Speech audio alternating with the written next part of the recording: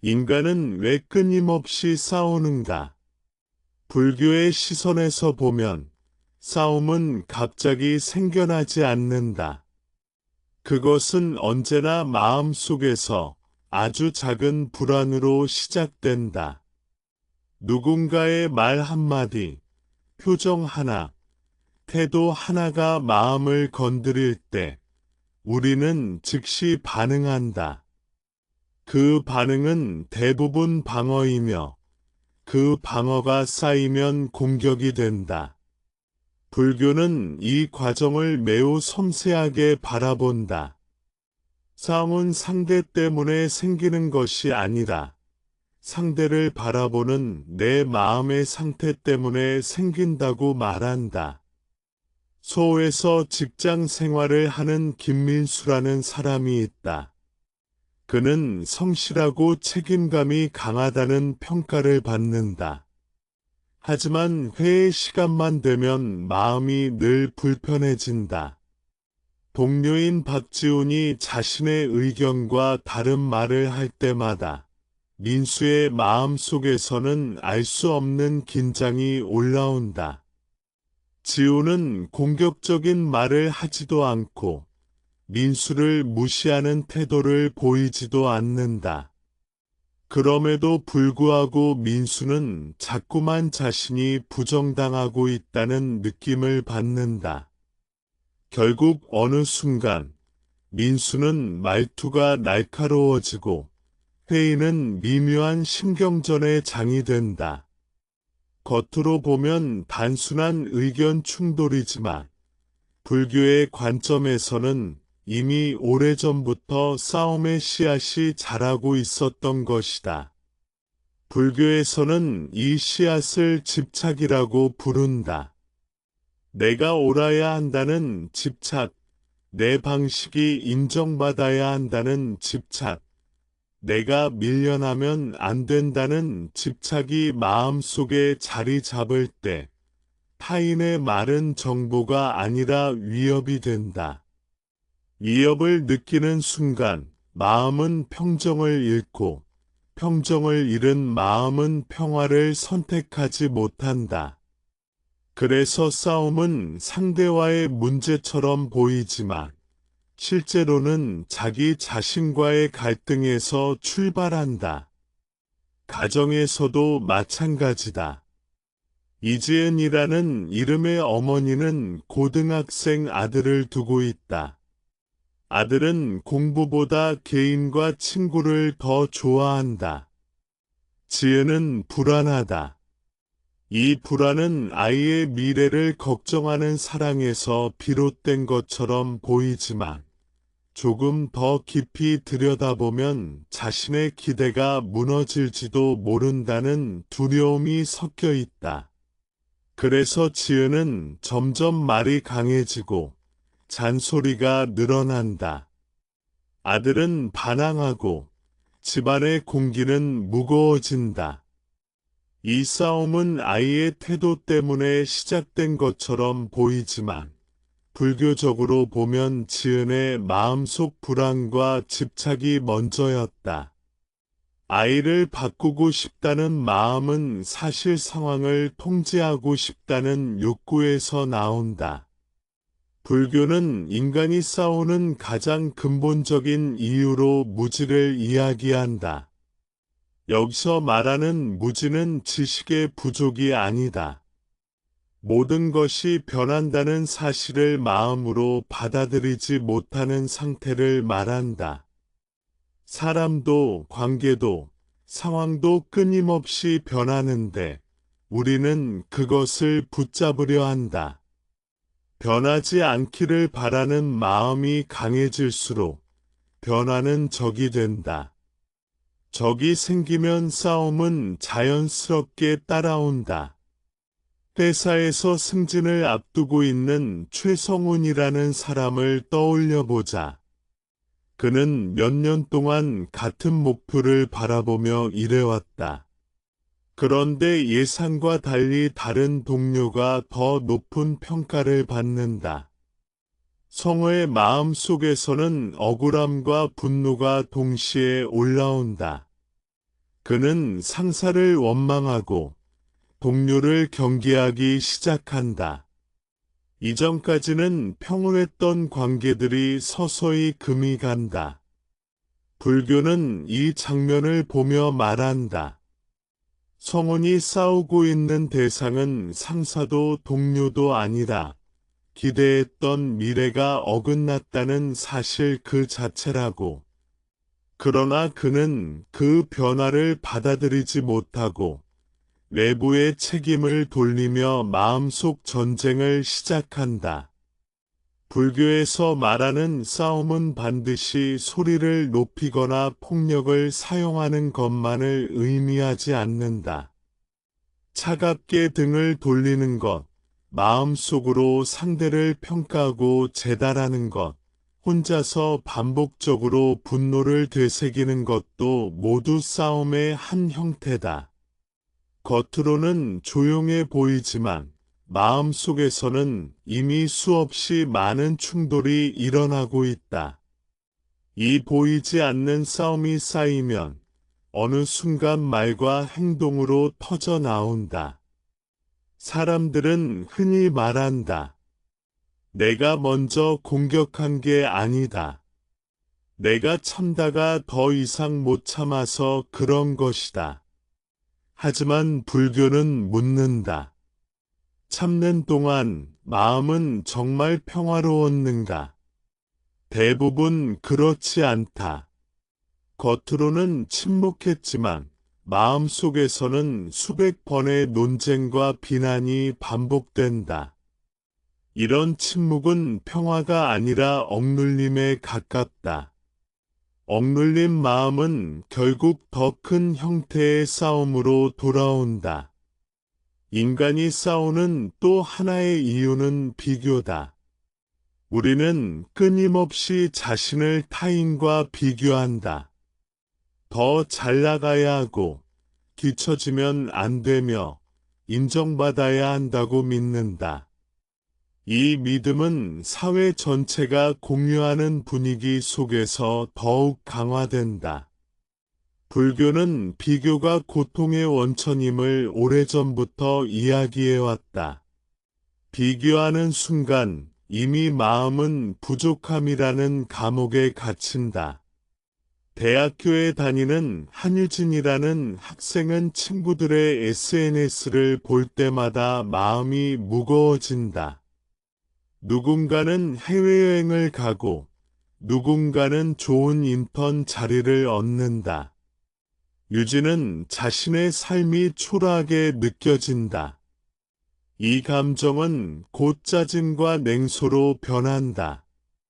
친구의 기쁜 소식을 진심으로 축하하지 못하고 마음속으로 거리를 둔다. 겉으로 드러난 싸움은 없지만 관계는 서서히 멀어진다. 불교의 눈으로 보면 유진은 타인과 싸운 것이 아니라 비교라는 생각과 싸우고 있었던 셈이다. 불교는 이러한 싸움의 구조를 정확히 꿰뚫어 본다. 그래서 외부의 적을 없애는 방식으로 평화를 말하지 않는다. 상대를 이기면 끝나는 싸움은 없다고 본다. 왜냐하면 마음의 구조가 바뀌지 않으면 대상만 바뀔 뿐 같은 싸움이 반복되기 때문이다. 오는 동료와 싸우고, 내일은 가족과 싸우고, 다음에는 자기 자신과 싸운다. 이 지점에서 불교는 중요한 질문을 던진다. 우리는 정말 싸움을 원하고 있는가? 아니면 마음의 안정을 원하고 있는가? 대부분의 사람들은 평화를 원한다고 말하지만 실제 행동은 이기고 싶어 한다. 이기고 싶은 마음이 강할수록 평화는 멀어진다. 이 역설을 이해하지 못하면 삶은 끊임없는 긴장 속에 놓이게 된다. 싸움의 뿌리를 이해하는 것은 매우 중요하다. 이것은 도덕적인 비난을 위한 것이 아니라 고통의 구조를 정확히 보기 위함이다. 불교는 인간을 죄인으로 보지 않는다. 다만 괴로움을 만드는 마음의 습관을 알아차리라고 권할 뿐이다. 싸움은 나쁜 사람이어서 생기는 것이 아니라 괴로움을 피하고 싶어 하는 마음이 잘못된 방향으로 작동할 때 생긴다.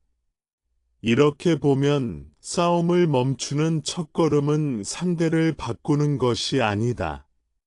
상황을 통제하는 것도 아니다.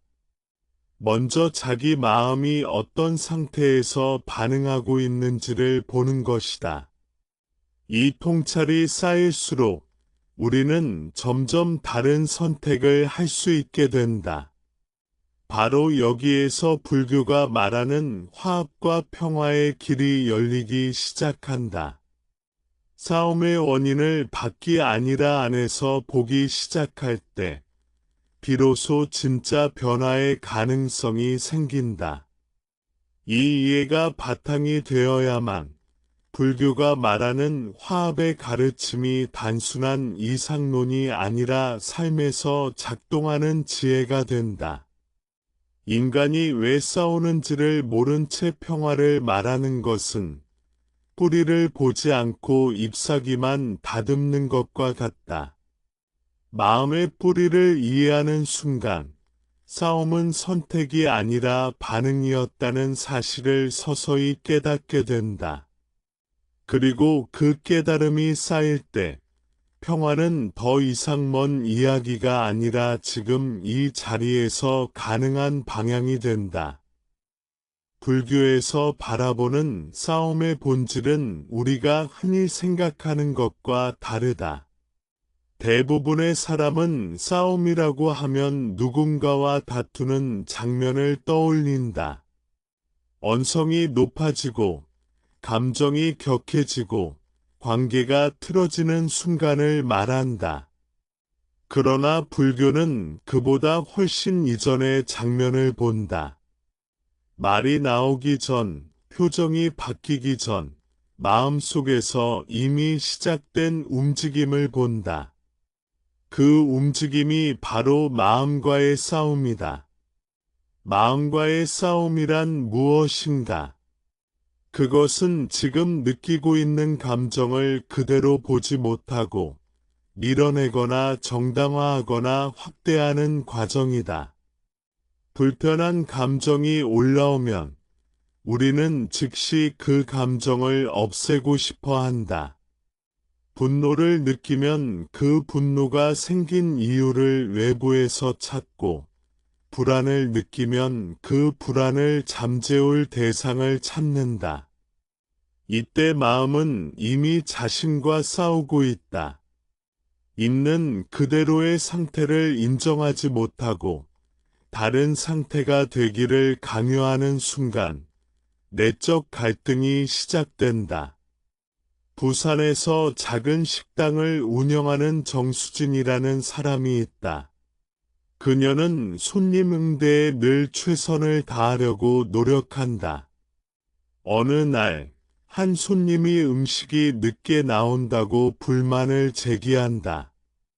겉으로는 차분하게 사과했지만 손님이 돌아간 뒤에도 수진의 마음은 계속 요동친다. 왜 저런 말을 했을까? 내가 그렇게 잘못했나? 나를 무시한 건 아닐까? 머릿속에서 수십 가지 생각이 반복된다. 이때 수진은 손님과 싸우고 있는 것처럼 느끼지만 실제로는 자신의 마음속 생각들과 싸우고 있다. 그 싸움은 손님이 떠난 뒤에도 끝나지 않는다.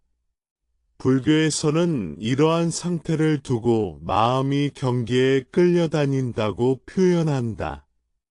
경계란 외부 자극을 의미한다. 누군가의 말, 상황의 변화, 기대와 다른 결과가 모두 경계가 된다. 문제는 경계 그 자체가 아니라 경계에 반응하는 마음의 습관이다. 같은 말을 들어도 어떤 사람은 웃어넘기고 어떤 사람은 깊이 상처받는다. 차이는 상황이 아니라 마음의 준비 상태에 있다. 서울의 한 중학교에서 교사로 일하는 오연주라는 사람은 학생들의 작은 행동에도 쉽게 지친다. 수업 시간에 집중하지 않는 학생을 보면 현주의 마음 속에서는 즉시 화가 올라온다. 아이들이 나를 존중하지 않는다는 생각이 뒤따른다. 그 생각이 강해질수록 현주는 더 엄격해지고 교실의 분위기는 점점 경직된다. 불교의 관점에서 보면 현주는 학생들과 싸우고 있는 것이 아니다. 존중받고 싶다는 자신의 욕구와 현실이 다르다는 사실 사이에서 마음이 갈등하고 있는 것이다. 마음과 싸우는 가장 큰 이유 중 하나는 감정을 적으로 여기기 때문이다. 우리는 분노, 슬픔, 질투 같은 감정을 부정적인 것으로 규정하고 없어져야 할 것으로 생각한다. 그래서 그런 감정이 올라오면 스스로를 비난하거나 억누르려 한다. 하지만 불교는 감정을 적으로 보지 않는다. 감정은 조건이 갖추어질 때 자연스럽게 일어나는 현상일 뿐이다. 문제는 감정 그 자체가 아니라 감정에 붙는 이야기다. 대전에 사는 대학원생 김도윤은 연구 성과에 대한 압박을 크게 느낀다. 지도교수가 다른 학생을 칭찬하는 모습을 볼 때마다 도윤의 마음속에서는 질투와 불안이 동시에 올라온다. 그는 이런 감정을 느끼는 자신을 못난 사람이라고 생각하며 더 괴로워한다. 여기서 도윤의 고통은 두 배가 된다. 하나는 질투라는 감정, 다른 하나는 그런 감정을 느끼는 자신을 거부하는 마음이다. 불교적으로 보면 이 두 번째 싸움이 더 큰 고통을 만든다. 불교는 마음을 통제의 대상으로 보지 않는다. 마음을 억지로 바꾸려 할수록 저항은 커진다. 파도를 손으로 누르려 하면 더 크게 일어나는 것과 같다. 대신 불교는 알아차림을 강조한다. 지금 어떤 감정이 일어나고 있는지, 그 감정이 몸과 생각에 어떤 변화를 주는지 조용히 관찰하는 것이다. 이 관찰이 시작되면 마음과의 싸움은 점차 대화로 바뀐다. 사람들은 종종 말한다. 마음을 다스려야 한다고.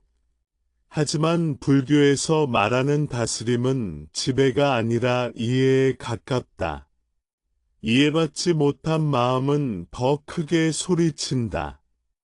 이해받은 마음은 자연스럽게 가라앉는다. 그래서 싸움을 멈추는 길은 마음을 억압하는 데 있지 않고 마음을 있는 그대로 만나는 데 있다. 이 점을 잘 보여주는 예가 있다. 인천에 사는 박선영은 결혼 10년 차 주부다. 남편과의 대화에서 서운함을 자주 느낀다. 예전 같으면 그 서운함을 참다가 어느 순간 폭발했을 것이다. 하지만 어느 날부터 선영은 서운함이 올라올 때 바로 반응하지 않고 잠시 멈춘다.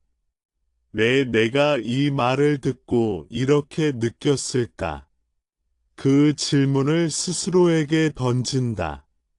그러자 남편의 말보다 자신이 기대했던 모습이 어긋났다는 사실이 보이기 시작한다.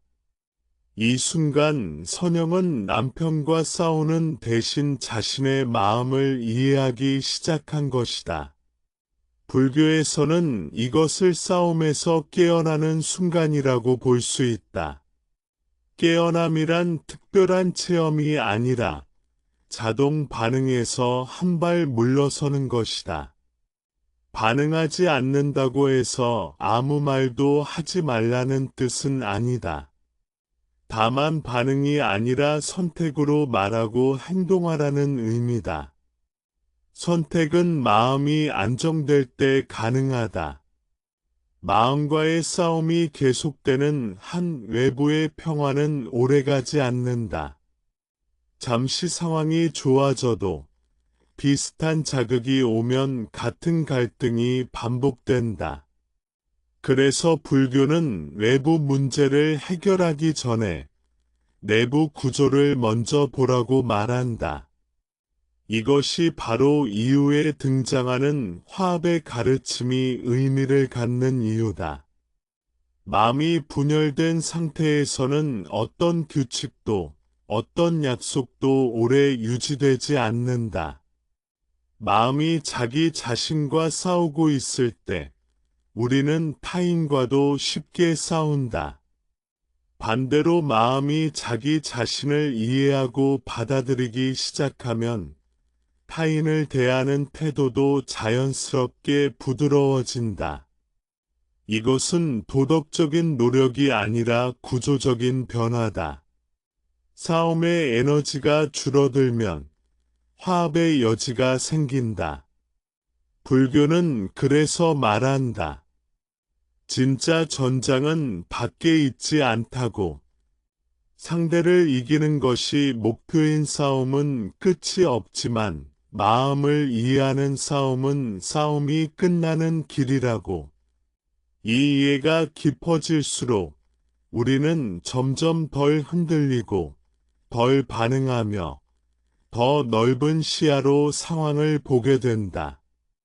이제 서서히 알게 된다.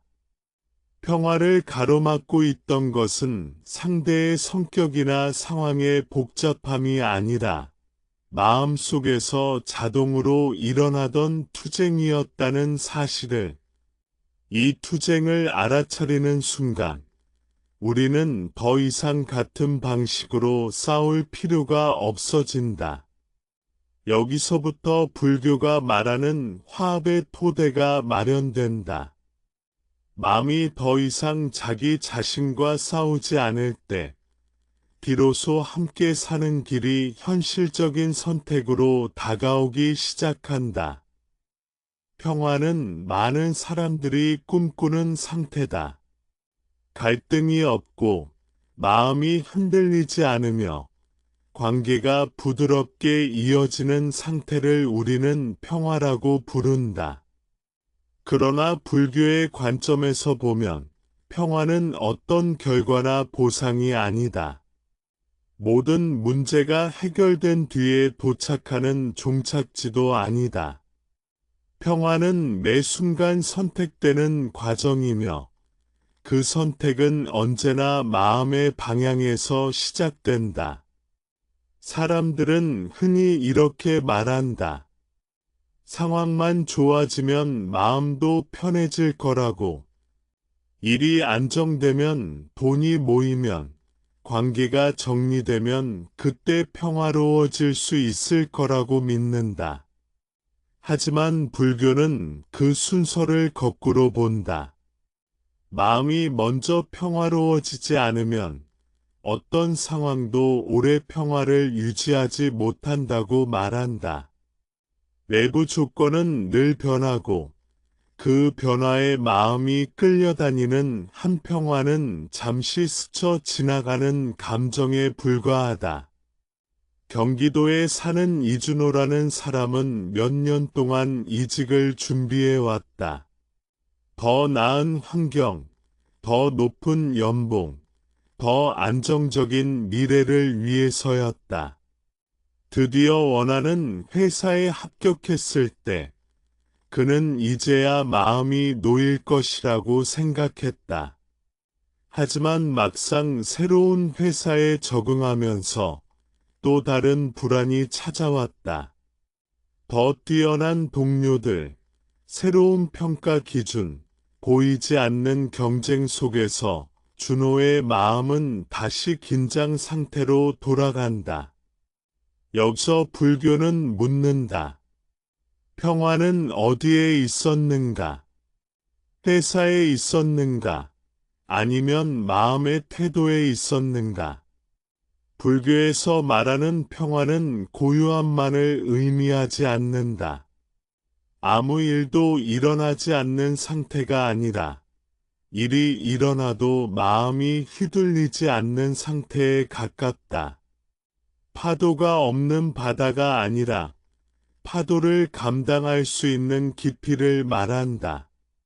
그래서 평화는 조건이 맞아야 생기는 것이 아니라 조건 속에서 길러지는 것이다. 이 점은 인간관계에서 더욱 분명하게 드러난다. 대구에 사는 최은하는 오래된 친구와의 관계에서 늘 갈등을 느낀다. 친구는 은하에게 자주 조언을 한다. 그 조언은 악의가 없지만 은하는 그 말들을 들을 때마다 자신이 부족한 사람처럼 느껴진다. 처음에는 참고 넘어가려 했지만 마음속 불편함은 점점 쌓인다. 결국 어느 날 작은 말다툼으로 감정이 폭발한다. 은하는 관계가 깨진 원인을 친구의 말투나 태도에서 찾는다. 그러나 불교적으로 보면 평화가 깨진 시점은 그보다 훨씬 이전이다. 불편함을 느낄 때마다 그것을 있는 그대로 바라보지 못하고 쌓아두거나 해석을 덧붙였던 순간부터 이미 평화는 멀어지고 있었다. 불교는 평화를 유지하기 위해 감정을 없애라고 말하지 않는다. 오히려 감정을 분명히 느끼되 그 감정이 나를 어디로 데려가는지 알아차리라고 말한다. 불편함이 올라올 때 그것을 적으로 만들면 싸움이 시작된다. 하지만 불편함을 하나의 신호로 본다면 그 순간은 평화로 가는 문이 된다. 감정은 문제의 원인이 아니라 방향을 알려주는 표지판이다. 평화를 과정으로 본다는 것은 늘 완벽해야 한다는 뜻이 아니다. 오히려 불완전함을 포함한 상태에서 균형을 찾는 것을 의미한다. 사람은 누구나 화가 나고 실망하고 두려워한다. 불교는 이런 감정을 없애야 할 결함으로 보지 않는다. 다만 그 감정에 끌려가 행동까지 맡겨버릴 때 고통이 생긴다고 본다. 광주에서 아이 둘을 키우는 정미라는 어머니는 하루에도 몇 번씩 마음이 흔들린다. 아이들이 말을 듣지 않을 때, 집안일이 쌓여 있을 때, 자신의 시간을 거에 갖지 못할 때, 정미는 스스로를 잃어버린 느낌이 든다. 예전에는 이런 순간마다 자신이 부족한 부모라고 자책하거나 아이들에게 짜증을 냈다. 하지만 어느 순간부터 정미는 자신의 상태를 먼저 살펴보기 시작했다. 지금 나는 지쳐 있구나. 지금 나는 도움이 필요하구나. 이 알아차림이 생기자 상황은 크게 바뀌지 않았는데도 마음의 긴장은 조금씩 풀리기 시작했다. 이것이 불교에서 말하는 과정으로서의 평화다. 평화는 멀리 있는 이상이 아니라 지금 이 순간의 태도다. 말하기 전에 한번 숨을 고르는 것, 판단하기 전에 한 박자 늦추는 것, 상대의 말 뒤에 있는 감정을 상상해 보는 것. 이런 작은 선택들이 쌓여 평화라는 흐름을 만든다. 그래서 불교는 평화를 거창하게 설명하지 않는다. 오히려 너무 일상적이어서 사람들이 놓치고 있을 뿐이라고 말한다. 많은 사람들이 평화를 유지하려면 강해야 한다고 생각한다. 감정에 흔들리지 않고 상처받지 않고 어떤 말에도 무너지지 않아야 한다고 믿는다. 하지만 불교에서 말하는 강함은 감정을 느끼지 않는 상태가 아니다. 느끼되 휘둘리지 않는 능력이다. 아픔을 인정하되 그 아픔으로 다른 사람을 공격하지 않는 힘이다. 이 점은 직장에서도 마찬가지다. 울산의 한 공장에서 일하는 김영호는 상사의 지시에 자주 불만을 느낀다. 예전에는 그 불만을 마음속에서 키우다가 결국 냉소적인 태도로 표현했다. 그 결과 팀 분위기는 더 나빠졌다. 하지만 어느 날 영호는 자신의 반응을 돌아보게 된다. 지시가 불합리하게 느껴질 때마다 그는 자신의 자존감이 위협받고 있다는 생각에 더 크게 반응하고 있었다. 이 사실을 알아차린 뒤 영호는 같은 상황에서도 조금 다른 선택을 하게 된다. 모든 갈등이 사라진 것은 아니지만 그의 마음은 이전보다 훨씬 덜 소모된다. 평화는 여전히 진행 중인 과정이지만 분명한 방향을 갖게 된 것이다. 불교는 평화를 유지하는 데 필요한 조건으로 이해와 자비를 말한다. 여기서 자비는 착하게 참는 것이 아니다. 자기 자신과 타인을 동시에 해치지 않는 방향을 선택하는 지혜다. 자비로운 선택은 때로 단호할 수도 있고, 때로 거리를 두는 것일 수도 있다.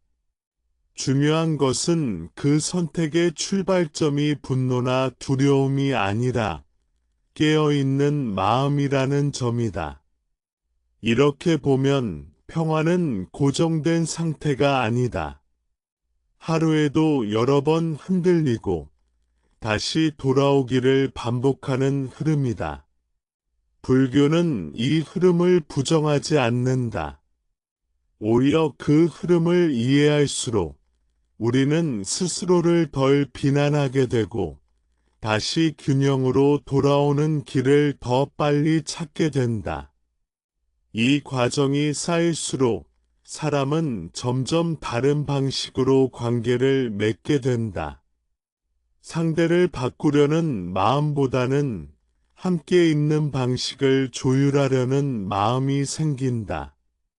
여기서부터 불교가 말하는 화합의 가르침이 현실적인 힘을 갖기 시작한다. 평화를 결과로 기대하던 태도에서 평화를 살아내는 태도로 전환될 때 공동체는 서서히 다른 방향으로 움직인다. 평화는 완성된 사람이 누리는 특권이 아니다. 흔들리면서도 다시 돌아올 수 있는 사람의 선택이다. 이 선택이 반복될 때 개인의 삶뿐 아니라 관계와 공동체의 분위기까지 변화한다. 바로 이 지점에서 불교는 말한다. 평화는 멀리 있지 않다고. 이미 우리가 걷고 있는 길 위에 있다고. 육화라는 말은 불교에서 공동체가 무너지지 않기 위해 반드시 필요한 삶의 원리로 전해진다. 많은 사람들은 이 가르침을 듣고 그것이 너무 이상적이라고 생각한다. 현실은 각자 생각도 다르고 이해관계도 다르고 감정도 복잡한데 어떻게 항상 화합할 수 있느냐고 묻는다. 그러나 불교에서 말하는 화합은 갈등이 없는 상태를 의미하지 않는다. 오히려 갈등이 필연적으로 존재한다는 사실을 전제로 그 갈등이 상처와 분열로 가지 않도록 하는 지혜에 가깝다. 불교는 오래전부터 인간이 혼자서는 살 수 없는 존재라는 사실을 분명히 보았다. 가족, 마을, 공동체, 사회 속에서 우리는 끊임없이 관계를 맺으며 살아간다. 문제는 이 관계 속에서 마음이 자주 어긋난다는 점이다.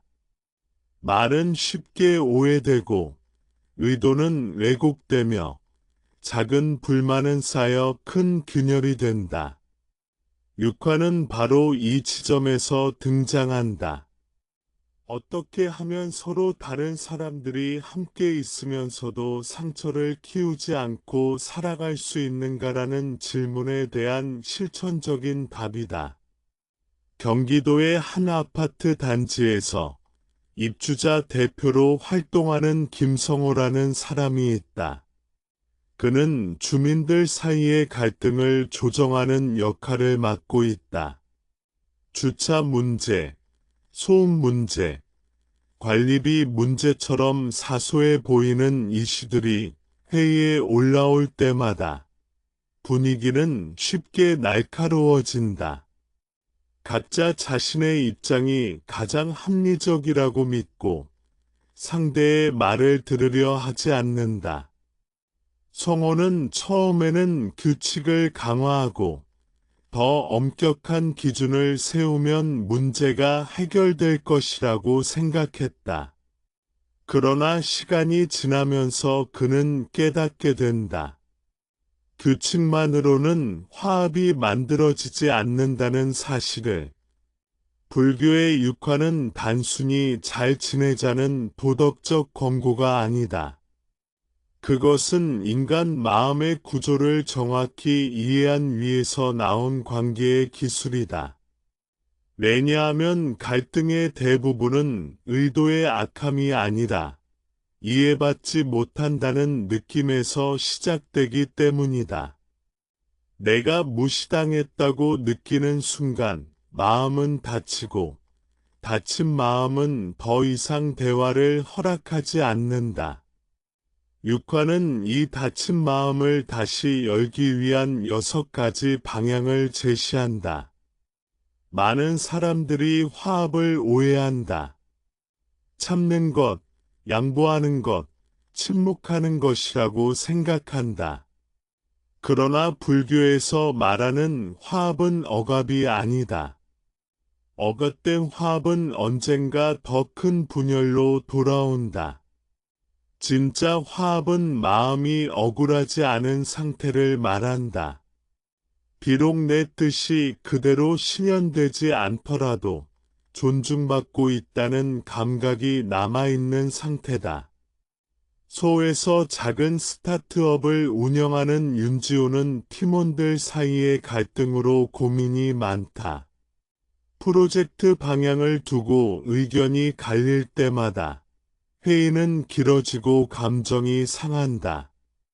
지우는 대표로서 결정을 내려야 했지만 어느 쪽을 선택해도 누군가는 불만을 품는다. 그는 점점 사람들의 표정과 분위기에 예민해진다. 그러던 중 지우는 한 가지를 바꾸기로 마음먹는다. 결론을 내리기 전에 각자의 생각이 왜 그렇게 형성되었는지를 충분히 말할 수 있는 시간을 주는 것이다. 놀랍게도 결론이 크게 달라지지 않아도 회의 뒤에 불만은 줄어들었다. 불교적으로 보면 이것은 이미 화합의 방향으로 한 걸음 나아간 것이다. 결과보다 과정에서 마음이 존중받았기 때문이다. 육화의 핵심은 함께 있음의 방식이다. 같은 공간에 있다고 해서 화합이 이루어지는 것은 아니다. 같은 생각을 한다고 해서도 아니다. 화합은 서로 다름을 전제로 하면서 그 다름이 관계를 파괴하지 않도록 조율하는 능력이다. 불교는 이 능력이 훈련될 수 있다고 본다. 타고난 성격의 문제가 아니라 마음을 다루는 습관의 문제이기 때문이다. 가족 관계에서도 육화의 필요성은 분명하다. 전주에 사는 박은정은 시어머니와 함께 살고 있다. 생활 방식의 차이, 자녀 교육에 대한 의견 차이로 갈등이 잦다. 은정은 속으로 불만을 쌓아두다가 어느 순간 눈물로 터뜨린다. 시어머니 역시 서운함을 느낀다. 두 사람 모두 나쁜 의도를 가진 것은 아니다. 다만 각자의 삶의 방식이 옳다고 믿고 있을 뿐이다. 불교는 이 상황을 두고 누가 맞고 누가 틀렸는지를 먼저 묻지 않는다. 대신 이 관계에서 화합이 가능한 조건이 무엇인지 묻는다.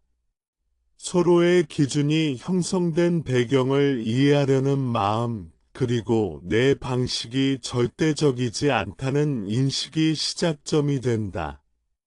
육화는 이상적인 공동체를 그려놓은 교리가 아니다. 오히려 갈등이 잦고 상처가 쉽게 생기는 인간 사회를 전제로 한 매우 현실적인 가르침이다. 그래서 육화는 개인의 수행과 분리되지 않는다. 마음이 거칠수록 화합은 구호로만 남는다. 마음이 조금씩 부드러워질수록 화합은 선택 가능한 태도가 된다. 불교는 공동체가 무너지는 가장 빠른 길이 불신이라고 본다. 말의 의도를 의심하고 행동의 배경을 부정적으로 해석하는 순간 관계는 빠르게 경직된다. 육화는 이 불신의 고리를 끊기 위한 방향을 제시한다. 모든 사람을 무조건 믿으라는 뜻이 아니라 적어도 아기부터 단정하지 말라는 가르침이다. 이 한 가지 태도만으로도 많은 갈등은 다른 방향으로 흘러갈 수 있다. 대전에 있는 한 육아 센터에서 일하는 이소라는 회원 관리 업무를 맡고 있다. 회원들 사이에 작은 오해와 불만이 자주 접수된다. 소라는 예전에는 규정만 설명하며 상황을 정리하려 했다. 그러나 어느 순간부터 불만을 말하는 사람의 감정을 먼저 듣기 시작했다. 그 결과 같은 문제라도 훨씬 부드럽게 해결되는 경우가 늘어났다. 불교적으로 보면 이는 화합이 추상적인 교리가 아니라 태도의 변화에서 시작된다는 것을 보여준다. 육화는 공동체를 하나로 묶기 위한 기술이 아니라 각자가 덜 상처받으면서 함께 살아가기 위한 지혜다. 그래서 이 가르침은 조직을 통제하기 위한 도구가 아니라 마음을 보호하기 위한 방향에 가깝다. 화합이 깨질 때 가장 먼저 다치는 것은 관계이지만 그 다음은 각자의 마음이다. 불교는 말한다. 함께 사는 삶에서 완벽한 합의는 불가능하다고. 그러나 완전한 파괴 역시 피할 수 있다고. 그 중간 지점이 바로 화합이다. 이 화합은 누군가의 희생 위에 세워지지 않는다. 각자가 조금씩 깨어있는 선택을 할 때 자연스럽게 만들어진다. 이제 서서히 드러난다. 왜 불교가 싸움과 평화를 이야기하다가 육화를 말하는지. 마음이 분열된 상태에서는 어떤 공동체도 오래 유지될 수 없다. 반대로 마음이 조금씩 화합의 방향으로 움직일 때 갈등은 더 이상 전쟁이 아니라 조정의 대상이 된다.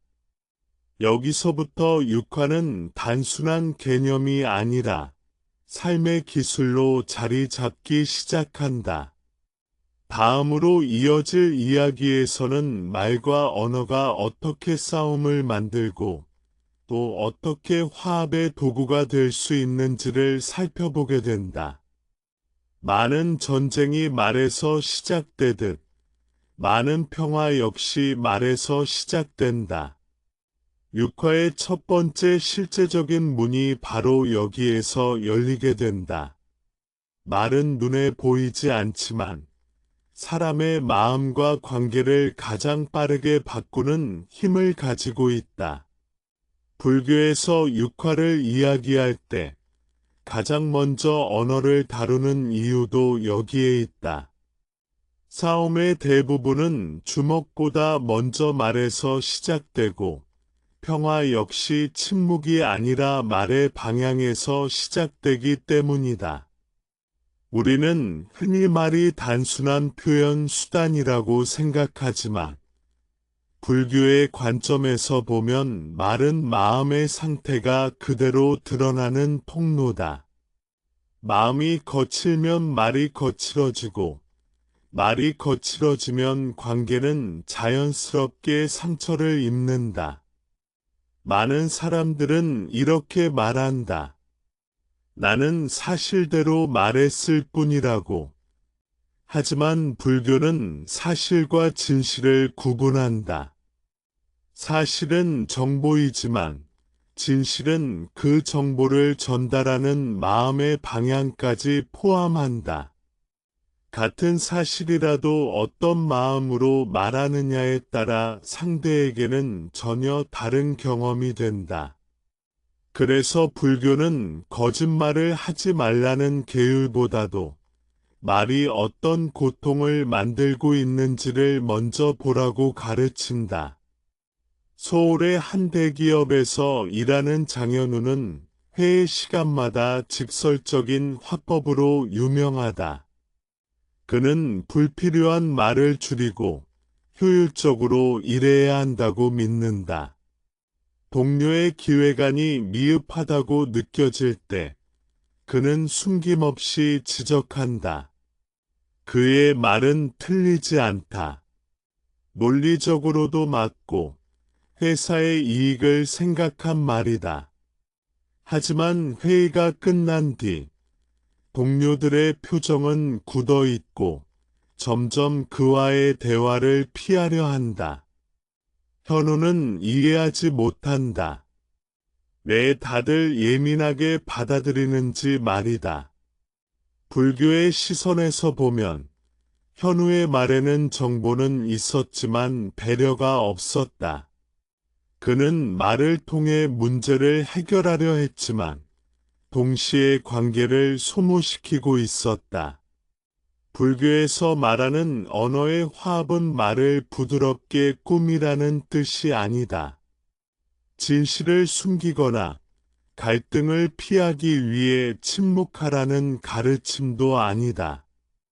언어의 화합이란 말이 상대를 이기기 위한 무기가 되지 않도록 하는 것이다.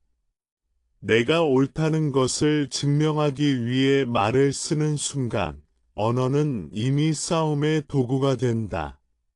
가정에서도 언어의 힘은 분명하게 드러난다. 수원에 사는 이정민은 남편과 대화를 할 때 자주 이렇게 말한다. 당신은 항상 그래. 당신은 왜 맨날 그런 식이야. 이 말은 순간적인 감정에서 나왔지만 남편에게는 자신이 전부 부정당하고 있다는 느낌을 준다. 남편은 바로 반박하거나 아예 입을 닫아버린다. 갈등은 해결되지 않고 쌓이기만 한다. 불교적으로 보면 정민의 말은 상황을 설명하는 것이 아니라 상대의 존재 전체를 평가하고 있었다. 이런 말은 대화를 닫는 말이지 여는 말이 아니다. 언어의 화합은 말의 내용보다 말의 방향에 더 가깝다. 지금 이 말이 상대를 이해하려는 쪽으로 향하고 있는지 아니면 나의 감정을 배출하거나 우위를 점하려는 쪽으로 향하고 있는지를 스스로 묻는 것이다. 이 질문 하나만으로도 말의 질은 크게 달라진다. 부산에서 카페를 운영하는 최민아는 직원과의 관계에서 자주 갈등을 겪었다. 바쁜 시간대에 실수가 반복되면 그녀는 짜증 섞인 말투로 지적했다. 빨리 좀 해. 이 정도도 못해 같은 말이 입에 붙어 있었다. 어느 날 한 직원이 조용히 일을 그만두겠다고 말했다. 그때 미나는 처음으로 자신의 말을 돌아보게 된다. 실수를 줄이려는 말이었지만 그 말이 상대의 마음을 얼마나 위축시켰는지를 깨닫게 된 것이다. 불교의 관점에서 보면 미나의 말은 문제 해결을 목표로 했지만 과정에서 화합을 이뤘다. 불교는 말의 업을 매우 중요하게 다룬다. 말은 한 번 나가면 되돌릴 수 없고 그 여파는 생각보다 오래 남는다. 어떤 말은 몇 초 만에 끝나지만 그 말이 남긴 상처는 몇 년을 간다. 그래서 수행자들은 말을 줄이는 훈련을 한다. 침묵이 항상 옳아서가 아니라 말이 가진 무게를 알기 때문이다. 하지만 침묵 역시 화합이 아닐 수 있다. 말하지 않음으로 상대를 벌주는 침묵, 마음속에 분노를 품은 채 유지하는 침묵은 언어보다 더 큰 벽을 만든다. 불교에서 말하는 언어의 화합은 침묵과 말 사이의 균형이다. 필요할 때 말하되, 말하지 않아도 될 때는 굳이 덧붙이지 않는 지혜다. 광주에 사는 대학생 박서연은 친구 관계에서 상처를 받은 경험이 있다. 친구가 무심코 던진 농담이 마음에 오래 남았다. 서연은 그 말을 문제 삼지 않고 넘겼지만 마음속에서는 계속 그 장면을 되새겼다. 결국 어느 날 작은 일로 감정이 폭발했다. 친구는 왜 갑자기 화를 내는지 이해하지 못한다. 불교적으로 보면 이 갈등의 원인은 그 농담 한마디가 아니라 그때 자신의 마음을 솔직하게 표현하지 못하고 쌓아둔 침묵에 있다. 말하지 않은 감정은 사라지지 않고 다른 형태로 돌아온다. 언어의 화합은 용기를 필요로 한다. 특히 불편한 감정을 말할 때 그렇다. 하지만 이 용기는 상대를 공격하기 위한 것이 아니라 관계를 지키기 위한 용기다. 나는 이런 말을 들었을 때 이렇게 느꼈다는 식의 표현은 상대를 몰아붙이지 않으면서도 자신의 마음을 드러낼 수 있는 방법이다. 불교는 이런 말을 깨어있는 말이라고 본다. 직장에서든 가정에서든 많은 싸움은 말의 타이밍에서 어긋난다. 감정이 가장 격할 때 말을 꺼내면 그 말은 쉽게 칼이 된다. 불교는 감정이 가라앉을 때까지 기다리는 지혜를 강조한다. 기다림은 회피가 아니라 말이 상처가 되지 않도록 하는 준비다. 대전에 있는 연구소에서 일하는 정우석은 회의 중에 자주 말을 끊는 동료 때문에 스트레스를 받는다. 예전에는 즉각적으로 반박하거나 냉소적인 말을 던졌다. 그 결과 회의 분위기는 점점 더 공격적으로 변했다. 어느 순간 우석은 자신의 반응을 바꿔보기로 한다. 바로 지적하는 대신 회의가 끝난 뒤 차분하게 자신의 느낌을 전한다. 이 변화는 작은 것처럼 보이지만 관계의 흐름을 바꾸기 시작했다. 불교적으로 보면 우석은 말의 시점을 바꿈으로써 싸움의 구조 자체를 바꾼 것이다. 언어의 화합이 이루어질 때 공동체의 분위기는 눈에 띄게 달라진다. 사람들은 자신의 말이 함부로 왜곡되지 않을 것이라는 신뢰를 느낀다. 이 신뢰가 쌓이면 굳이 목소리를 높이지 않아도 의견이 전달된다. 반대로 이 신뢰가 깨지면 사람들은 더 크게 말하거나 아예 말하지 않게 된다. 불교는 말이 줄어들수록 지혜가 자란다고 말한다. 하지만 이것은 말수가 적어야 한다는 뜻이 아니다. 쓸데없는 말, 상처를 만드는 말, 자기 확인을 위한 말을 줄이라는 의미다. 대신 필요한 말, 관계를 살리는 말, 이해를 여는 말은 아끼지 말라고 가르친다.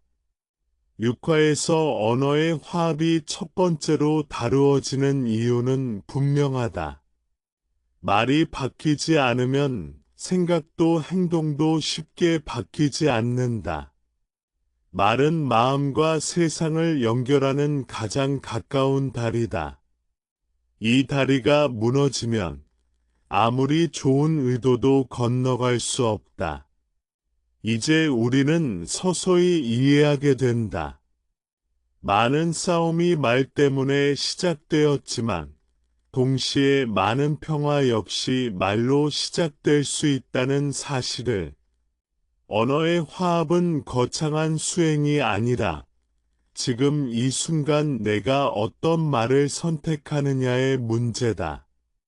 이 선택이 반복될수록 공동체는 조금씩 덜 다치면서 함께 살아갈 수 있는 방향으로 움직인다. 이 흐름 위에서 다음으로 살펴볼 것은 생각과 견해의 화합이다. 말이 겉으로 드러난 충돌이라면 생각의 충돌은 그보다 더 깊은 곳에서 갈등을 만든다. 말이 달라지기 전에 이미 생각이 서로 다른 방향으로 굳어져 있을 때가 많기 때문이다. 사람들은 흔히 말한다. 생각이 다르기 때문에 싸운다고. 하지만 불교의 관점에서 보면 싸움의 원인은 생각이 다르다는 사실 그 자체가 아니다. 생각이 다르다는 사실을 받아들이지 못하는 마음에서 싸움은 시작된다. 우리는 종종 자신의 생각을 진실 그 자체로 착각한다. 그래서 누군가 다른 의견을 말하면 그것을 또 하나의 관점이 아니라 나를 부정하는 행위로 받아들인다. 이 오해가 깊어질수록 대화는 토론이 아니라 전쟁이 된다. 불교는 생각을 매우 독특하게 바라본다.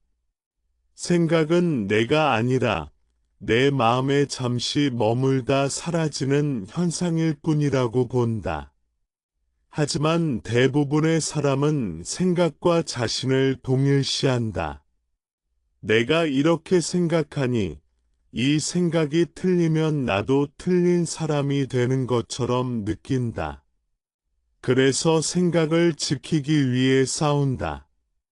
이 싸움은 상대를 설득하려는 것처럼 보이지만 사실은 자신의 존재를 방어하려는 몸부림에 가깝다. 서울에 사는 김태호는 정치 이야기가 나오기만 하면 쉽게 흥분한다. 가족 모임에서 사촌인 이현수와 의견이 엇갈릴 때면 대화는 금세 날카로워진다. 처음에는 서로의 생각을 설명하려고 하지만 어느 순간부터는 누가 더 논리적인지, 누가 더 옳은지를 증명하려는 방향으로 흐른다. 결국 분위기는 싸늘해지고 명절이 끝난 뒤에도 어색함이 남는다. 불교적으로 보면 태웅과 현수의 갈등은 정치적 입장의 차이 때문이 아니다. 자신의 생각이 흔들릴지도 모른다는 불안, 그리고 인정받고 싶다는 욕구가 서로 부딪힌 결과다. 불교에서 말하는 의견의 화합은 모든 사람이 같은 생각을 하라는 뜻이 아니다. 오히려 불교는 생각이 다를 수밖에 없다는 사실을 매우 현실적으로 받아들인다. 각자의 경험, 환경, 상처, 배움이 다르기 때문에 생각도 다를 수밖에 없다. 문제는 그 다름을 위협으로 느끼느냐, 배움의 가능성으로 느끼느냐에 있다. 의견의 화합은 상대의 생각에 동의하는 것과 다르다.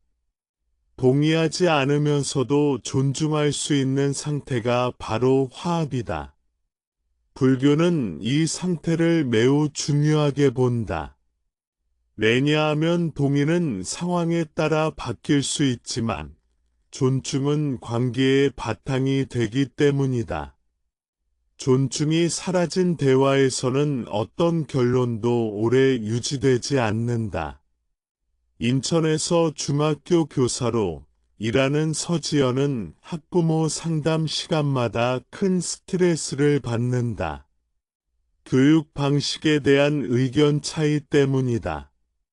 어떤 부모는 성적을 최우선으로 생각하고 어떤 부모는 아이의 감정을 더 중요하게 여긴다.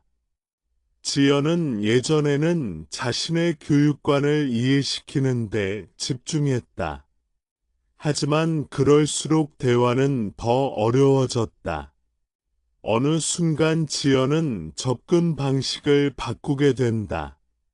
먼저 부모가 왜 그런 생각을 하게 되었는지를 묻기 시작한다. 그 과정에서 각자의 불안과 기대가 드러난다.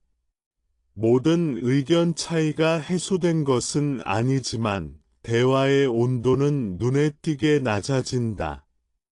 불교적으로 보면 지연은 의견의 화합을 실천하고 있는 것이다.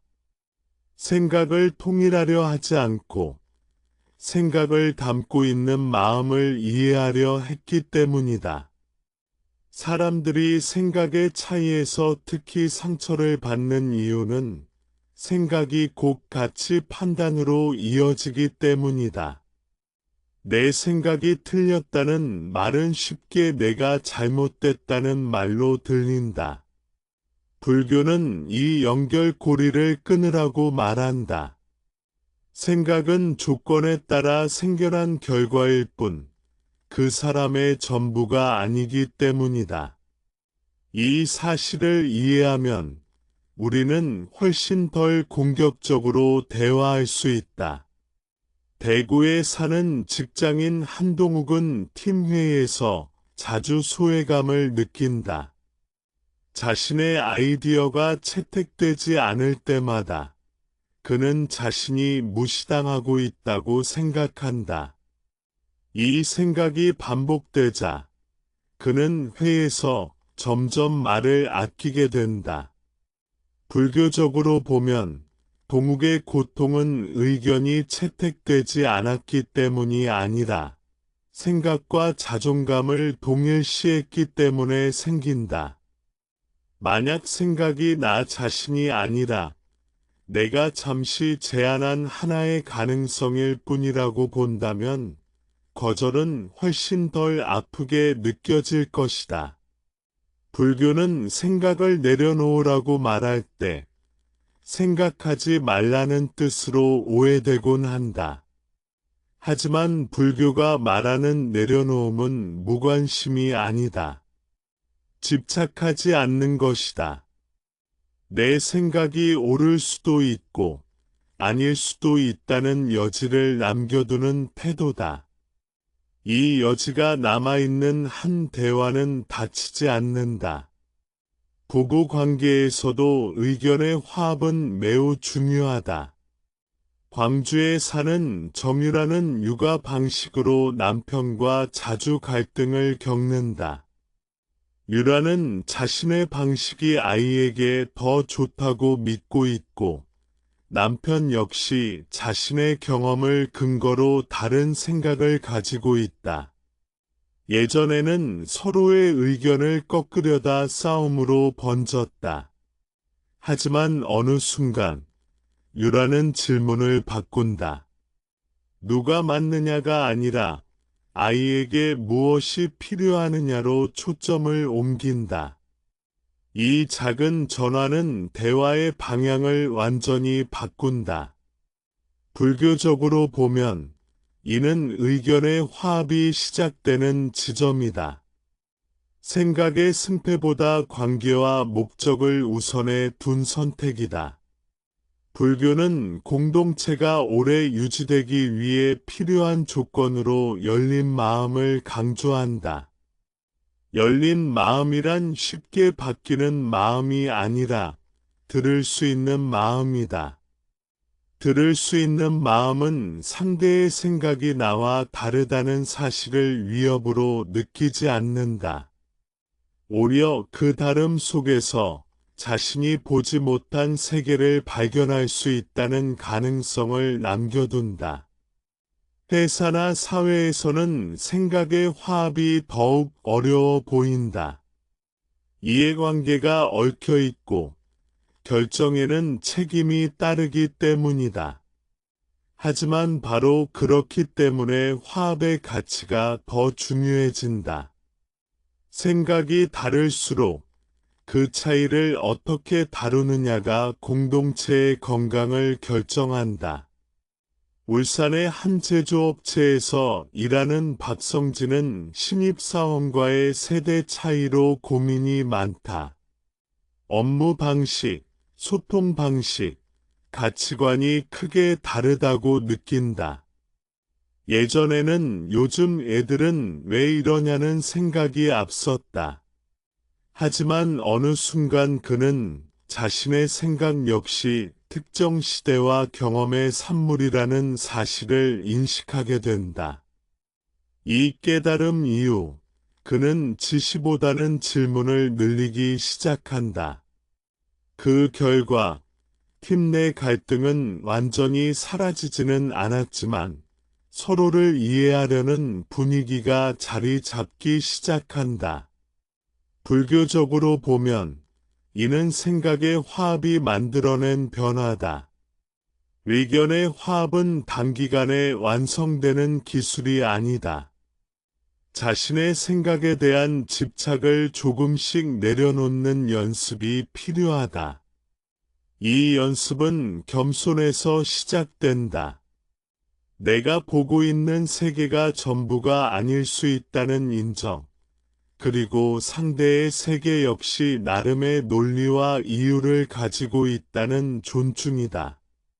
불교는 말한다.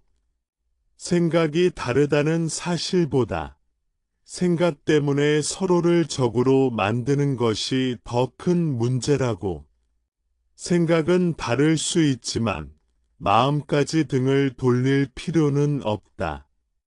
이 차이를 이해하는 순간 우리는 더 이상 모든 대화를 전투처럼 대하지 않게 된다. 이렇게 의견의 화합이 자리 잡을 때 공동체는 조금 더 유연해진다. 갈등은 사라지지 않지만 갈등이 곧 파괴로 이어지지 않는다. 차이는 관리되고 조율되며 때로는 그대로 공존한다. 이것이 불교가 말하는 현실적인 평화의 모습이다.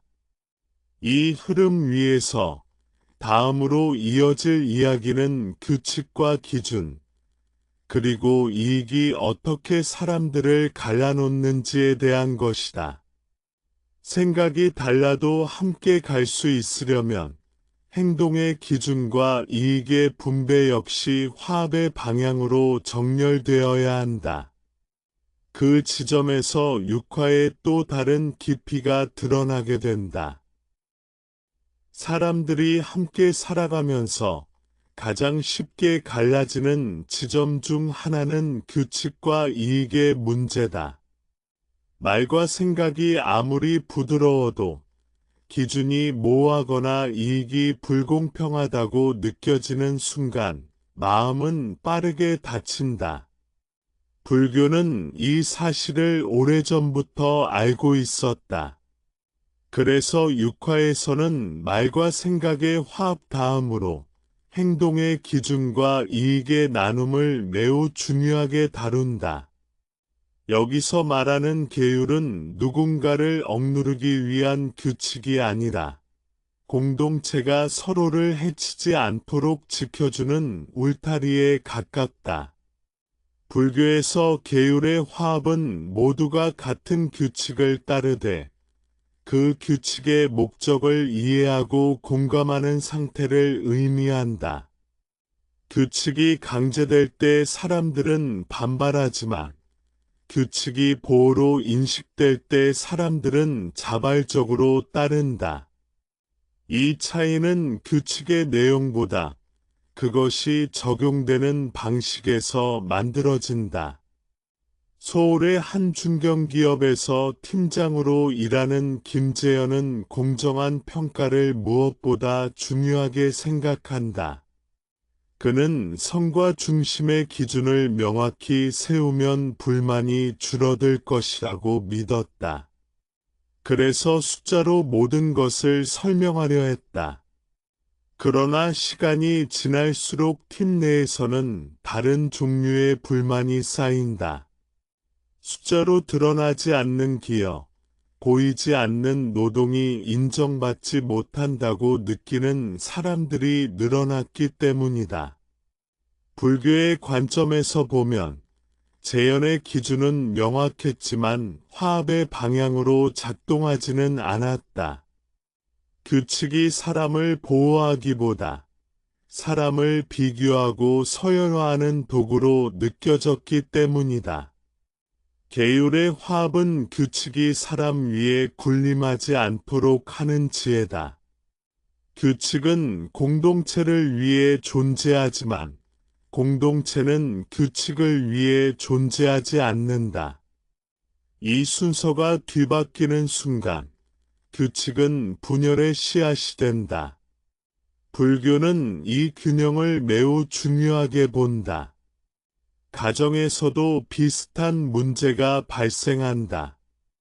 경남에 사는 이소영은 아이들에게 엄격한 생활 규칙을 정해 놓았다. 공부 시간, 휴대폰 사용 시간, 취침 시간이 모두 정해져 있다. 처음에는 아이들을 위한 규칙이라고 생각했지만 아이들은 점점 반발한다. 소은 아이들이 말을 안 듣는다고 느끼고 아이들은 자신들이 통제당하고 있다고 느낀다. 갈등은 깊어진다. 불교적으로 보면 문제는 규칙의 존재가 아니라 규칙에 담긴 마음이 전달되지 않았다는 데 있다. 규칙이 보호가 아니라 통제로 느껴질 때 화합은 깨진다. 불교에서 계율은 처벌의 기준이 아니라 신뢰의 기반이다. 서로가 어떤 선을 넘지 않을 것이라는 믿음이 있을 때 사람들은 불필요한 긴장을 내려놓을 수 있다. 이 믿음이 무너질 때 사람들은 규칙을 이용해 서로를 공격하거나 방어하기 시작한다. 이익의 문제는 더 민감하다. 이익은 단순히 돈만을 의미하지 않는다. 인정, 기회, 정보, 영향력 역시 이익에 포함된다. 불교에서 말하는 이익의 화합은 모든 사람이 똑같이 가져야 한다는 뜻이 아니다. 각자의 역할과 상황에 맞게 공정하다고 느낄 수 있는 분배를 말한다. 공평함과 동일함은 다르다.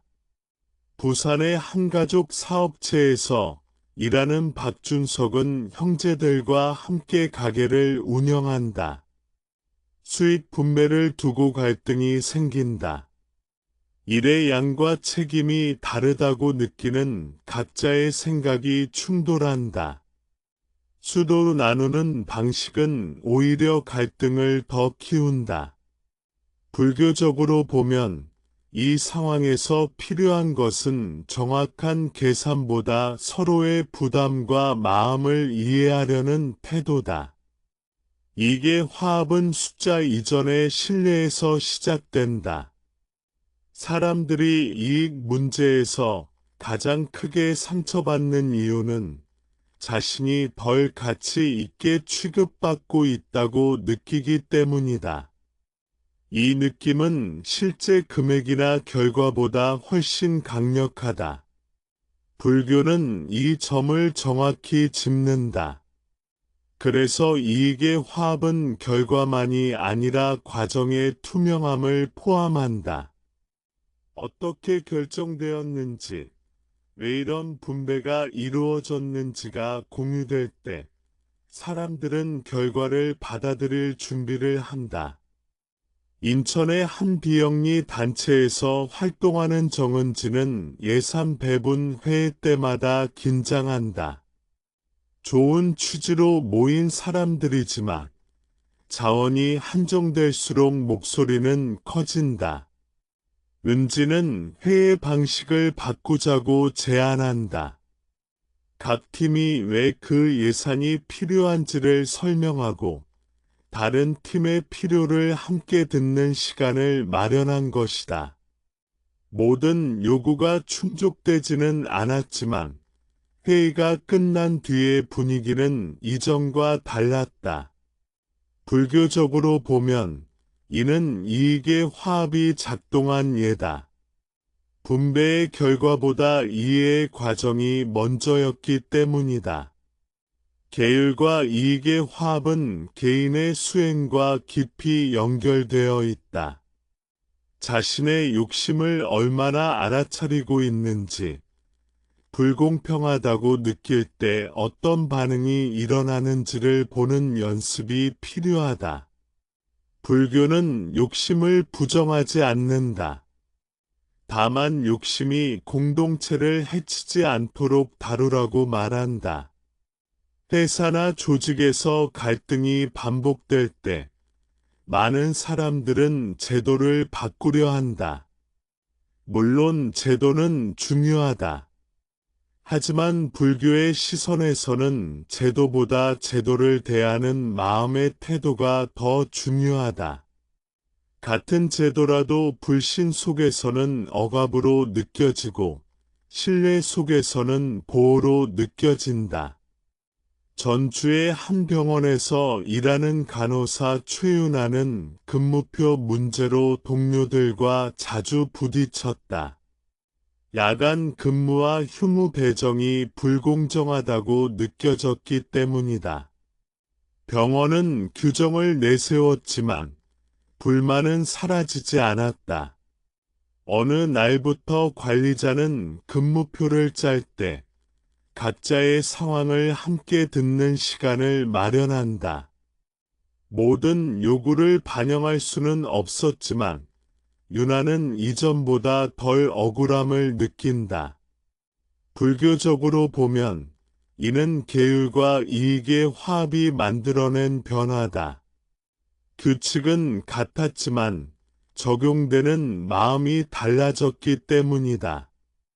불교는 공동체가 오래 지속되기 위해 반드시 필요한 것으로 신뢰를 꼽는다. 신뢰는 공정한 기준과 공평한 이익 분배에서 자란다. 하지만 그보다 먼저 서로가 상대를 해치려 하지 않을 것이라는 기본적인 믿음에서 시작된다. 이 믿음이 있을 때 규칙은 숨쉴 공간을 만들고 이익은 갈등의 불씨가 되지 않는다.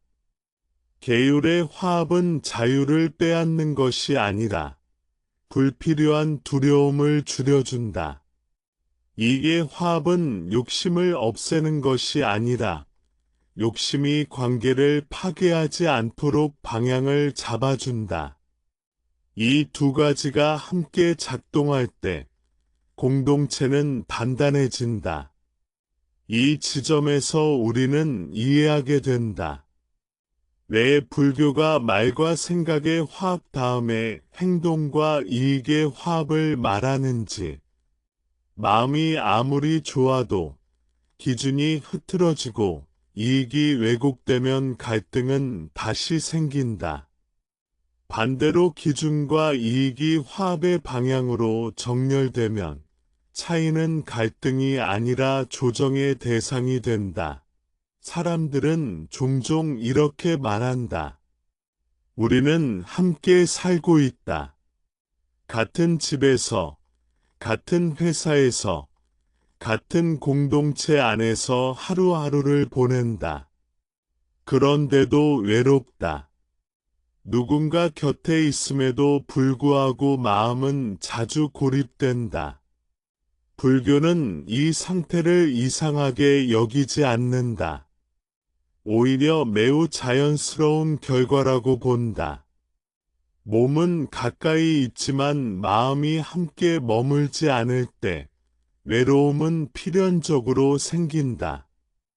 육화에서 말하는 신화 화합과 심화 화합은 이 지점을 정확히 짚는다. 신화 화합은 몸이 함께 머무는 방식의 화합을 의미하고 심화 화합은 마음이 같은 방향으로 흐르는 상태를 뜻한다. 많은 갈등과 고독은 이 두 가지가 분리될 때 시작된다. 서울 외곽의 한 아파트 단지에서 사는 정민수는 가족과 함께 저녁을 먹는다. 식탁에 모두 모여 있지만 각자의 시선은 휴대폰 화면을 향해 있다. 말은 오가지만 깊이는 없다.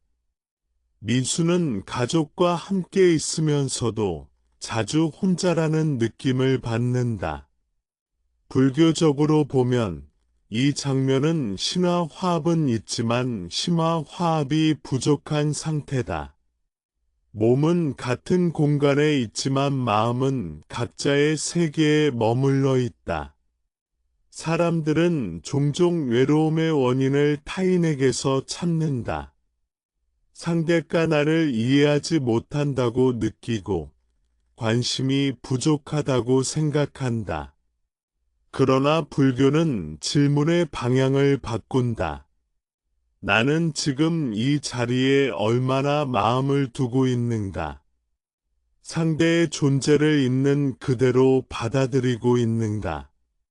아니면 함께 있으면서도 끊임없이 다른 곳을 향하고 있는가? 심화 화합은 감정이 항상 같다는 뜻이 아니다.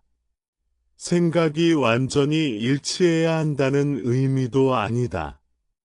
그것은 서로의 마음 상태를 존중하고 상대의 경험을 부정하지 않는 태도에 가깝다. 이 태도가 사라질 때 사람들은 쉽게 상처받고 고립된다. 대전에 있는 한 요가 스튜디오에서 강사로 일하는 한지수는 수강생들과 가까워 보인다.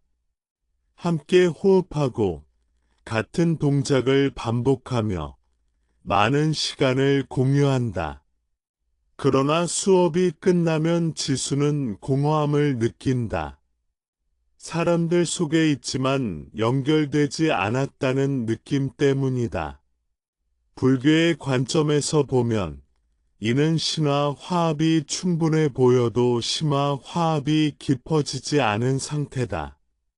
함께하는 활동이 곧 마음의 만남을 보장하지는 않는다.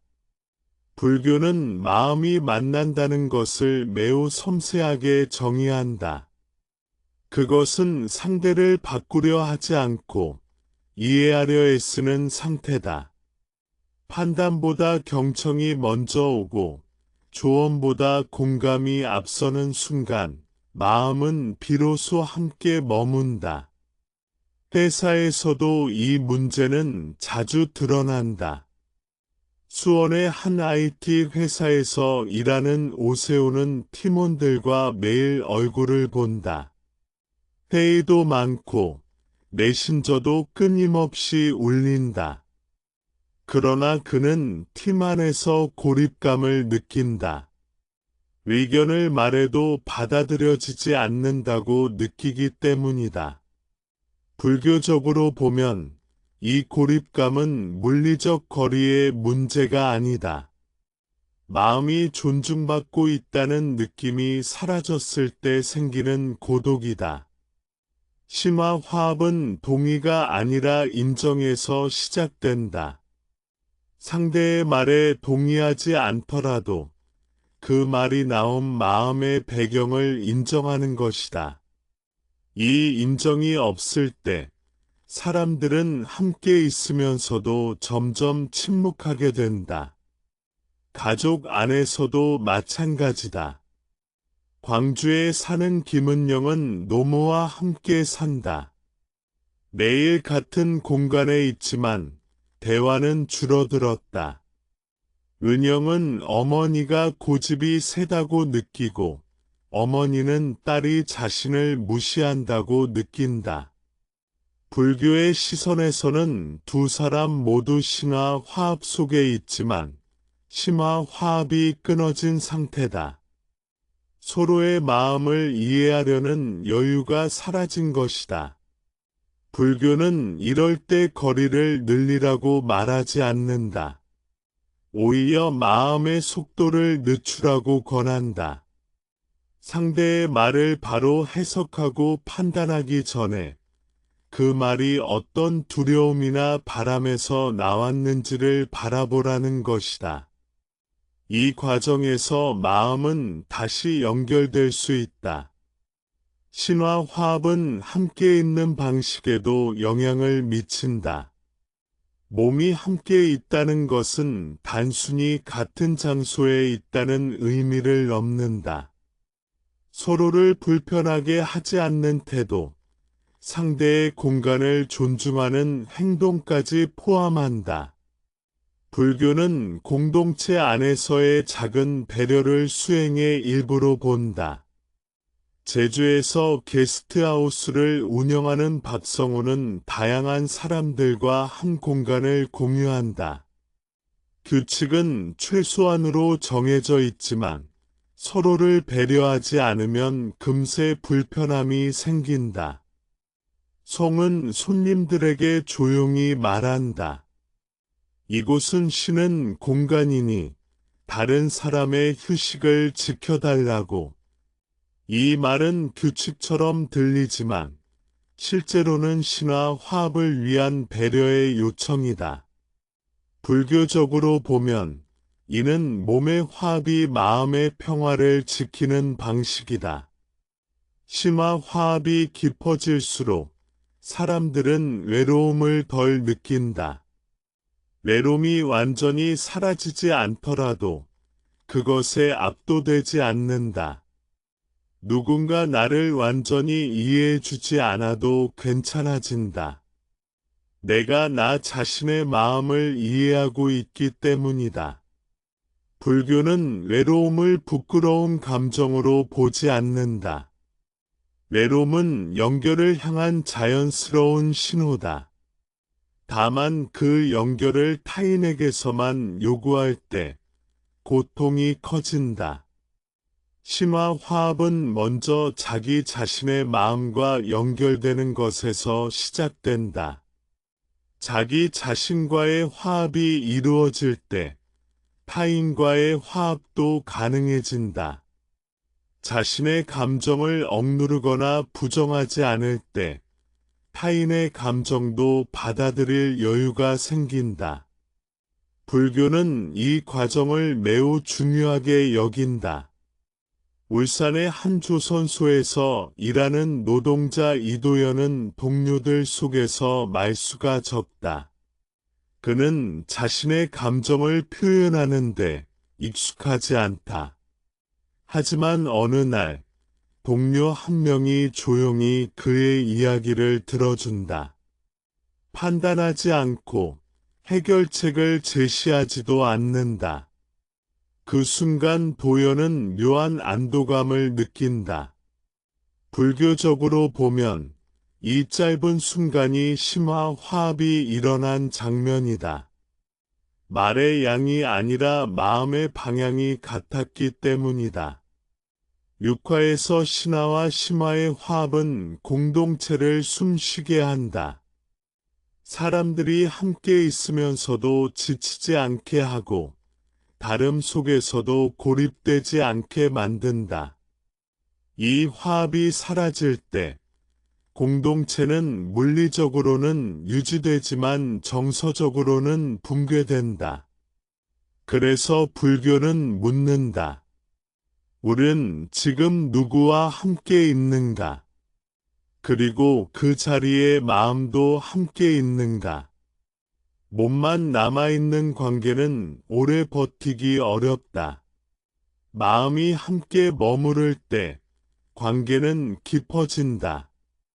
이 흐름은 자연스럽게 다음 이야기로 이어진다. 싸우지 않는 삶은 정말 약한 삶인가라는 질문이다. 화합을 선택하는 것이 패배처럼 느껴질 때 불교는 어떤 답을 내놓는지 진정한 강함이 무엇인지를 살펴보게 된다.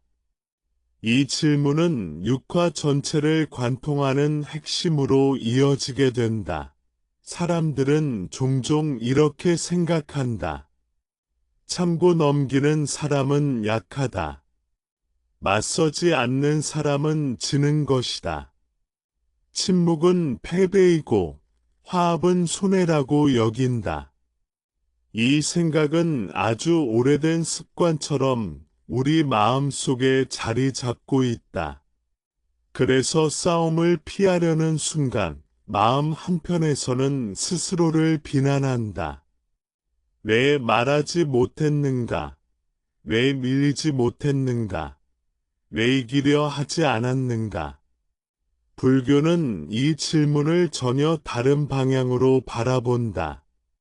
불교에서 강함은 상대를 제압하는 힘이 아니다. 상대를 무너뜨리는 능력도 아니다. 진정한 강함은 자신의 마음이 흔들리는 순간을 알아차리고 그 흔들림에 끌려가지 않는 힘이다. 싸우지 않는다는 것은 아무것도 하지 않는 것이 아니라 가장 어려운 선택을 하는 것이다. 반응하지 않기로 선택하는 것, 그것이 불교가 말하는 강함의 시작이다. 서울에서 변호사로 일하는 윤태호는 논쟁의 현장에 익숙한 사람이다.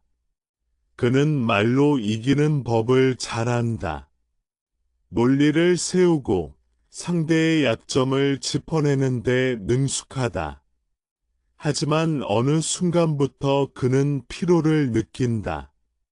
모든 논쟁에서 이겨도 마음이 편하지 않다는 사실을 깨닫는다. 그는 어느 날 회의 자리에서 일부러 말을 줄인다. 반박하고 싶은 순간이 오지만 한 박자 늦춘다.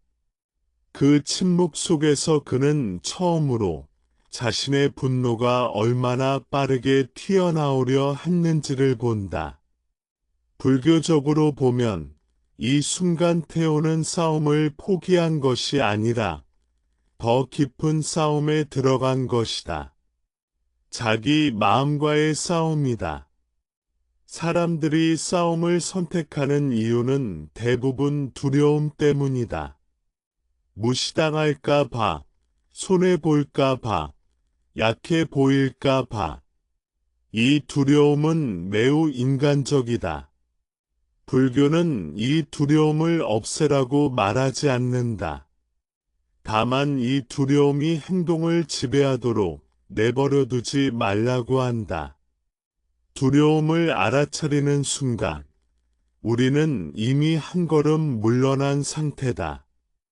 대구에서 작은 식당을 운영하는 김성호는 손님과의 갈등을 자주 겪는다. 불만을 크게 표현하는 손님 앞에서 그는 매번 마음이 요동친다. 예전에는 바로 맞받아쳤다. 어감을 참지 못했기 때문이다. 그러나 어느 날 그는 다른 선택을 한다. 손님의 말을 끝까지 듣고 변명보다 상황을 인정하는 말을 먼저 꺼낸다. 손님은 잠시 당황하지만 목소리는 낮아진다. 성호는 그날 이후 깨닫는다. 싸우지 않는 선택은 자신을 작게 만드는 것이 아니라 상황을 통제하는 다른 방식이라는 것을. 불교적으로 보면 이는 약함이 아니라 중심을 잃지 않는 힘이다. 불교에서 말하는 인욕은 흔히 오해된다. 무조건 참는 것, 억울함을 삼키는 것이라고 생각한다. 하지만 인욕은 감정을 억누르는 수행이 아니다. 감정을 있는 그대로 보되 그 감정이 행동을 끌고 가도록 허락하지 않는 지혜다. 이것은 훈련이 필요하다. 그래서 싸우지 않는 사람은 나약한 사람이 아니라 오랜 연습을 한 사람이다. 가정 안에서도 이 강함은 드러난다. 인천에 사는 최미정은 남편과의 말다툼에서 항상 목소리가 커졌다. 자신이 옳다고 느낄수록 더 세게 주장했다. 어느 순간 그녀는 다툼이 끝난 뒤에도 마음이 편하지 않다는 사실을 본다. 그녀는 한 번의 대화에서 다른 선택을 해본다. 상대의 말을 끊지 않고 끝까지 듣는다. 반박할 말을 속으로 여러 번 삼키면서도 지금은 이해하려고 노력한다. 대화는 이전처럼 폭발하지 않는다. 불교적으로 보면 미정은 지는 선택을 한 것이 아니다. 관계를 지키는 더 큰 힘을 사용한 것이다.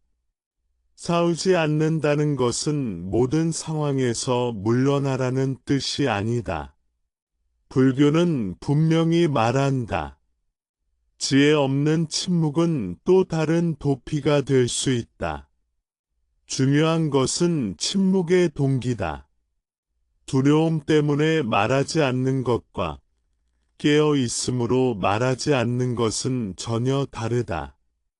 후자는 매우 능동적인 선택이다.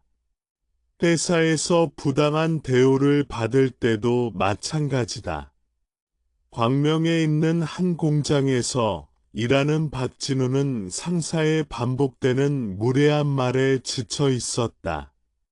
그는 어느 날 폭발하듯 따지지 않는다. 대신 차분하게 자신의 기준과 한계를 분명히 말한다. 감정적인 공격 없이 사실과 느낌을 구분해서 전달한다. 불교적으로 보면 이는 싸움이 아니라 명확함이다. 진우는 자신을 지키면서도 상대를 적으로 만들지 않는다. 이것이 불교가 말하는 중도의 힘이다. 사람들은 종종 화합을 선택하면 손해를 본다고 생각한다. 하지만 불교는 묻는다. 무엇을 이기는 것이 진짜 이김인가? 순간의 우위를 차지하는 것인가?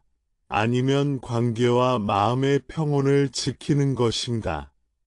이 질문 앞에서 많은 선택이 달라진다. 싸움은 대개 빠르게 끝나지만 그 여파는 오래 남는다.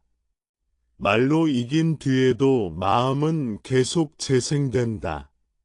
그때 했던 말, 그때 느꼈던 분노가 반복해서 떠오른다. 불교는 이 반복을 괴로움의 연장이라고 본다.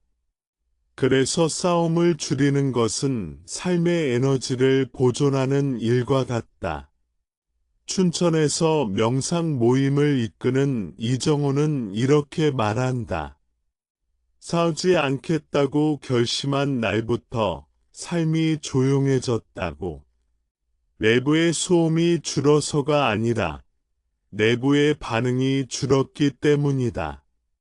그는 여전히 의견을 말하고 경계를 세우지만 예전처럼 상대를 무너뜨릴 필요를 느끼지 않는다. 불교적으로 보면 이것이 자유에 가까운 상태다. 육화의 관점에서 보면 싸우지 않는 태도는 모든 화합의 토대다.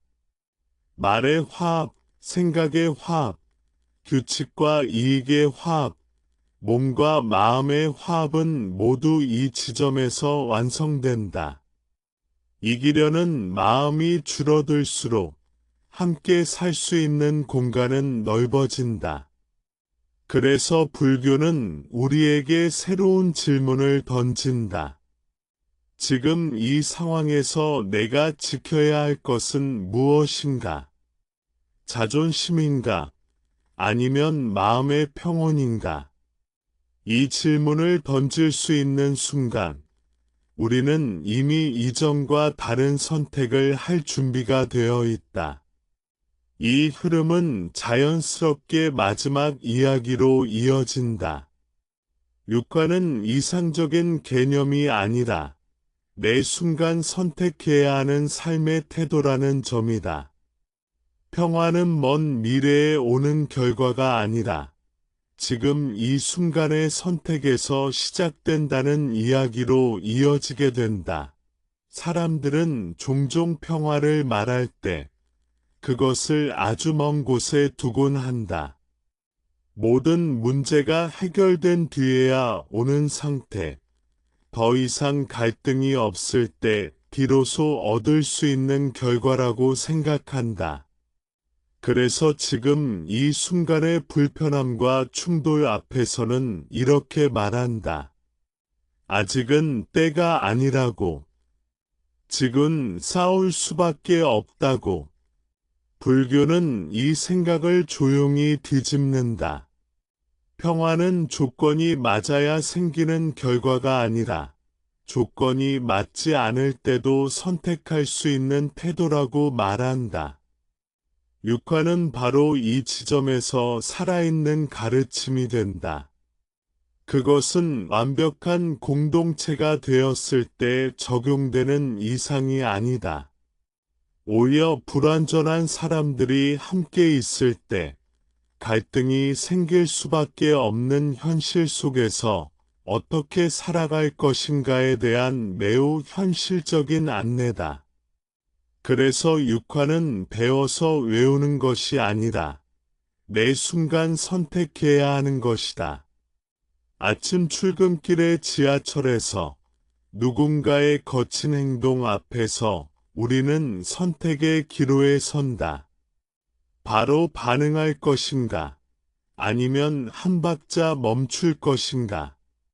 불교적으로 보면 이 짧은 멈춤이 이미 평화의 시작이다. 상황을 바꾸지 못해도 마음의 방향은 바꿀 수 있기 때문이다. 소에서 택시를 모는 장민호는 하루에도 수십 번 크고 작은 갈등을 마주한다. 기어드는 차, 무례한 손님, 억울한 항해. 예전에 그는 매번 마음이 상했다. 집에 돌아와서도 그 장면들이 계속 떠올랐다. 어느 날 그는 이렇게 결심한다. 모든 상황을 바로잡으려 하지 않겠다고. 대신 자신의 마음이 어디로 가는지를 보겠다고. 여전히 불편한 상황은 생기지만 하루가 끝났을 때의 피로는 눈에 띄게 줄어든다. 불교적으로 보면 민호는 세상을 바꾼 것이 아니라 세상을 대하는 방식을 바꾼 것이다. 육화가 말하는 화합은 늘 부드럽기만 한 상태를 의미하지 않는다. 때로는 분명한 거절이 필요하고 때로는 거리 조절이 필요하다. 중요한 것은 그 선택의 출발점이 분노인지 깨어 있음인지다. 분노에서 나온 말은 또 다른 분노를 낳지만 깨어 있음에서 나온 말은 경계를 세우면서도 관계를 파괴하지 않는다. 부산에서 중학교 교사로 일하는 서지연은 학생들 사이의 갈등을 자주 중재한다. 아이들은 자기 입장에서만 옳다고 주장한다.